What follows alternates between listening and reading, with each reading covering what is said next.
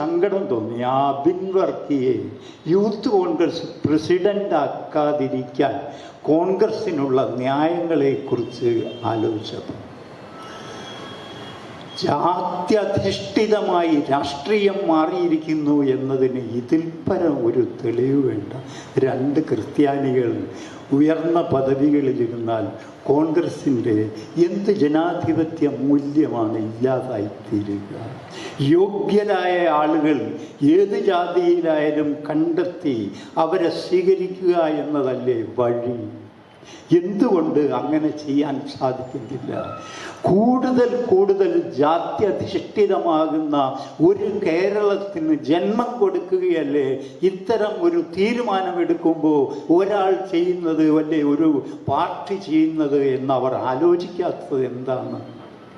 ജാതി ആയിരിക്കണമോ ഇതിനൊക്കെ അടിസ്ഥാനം? അതിലും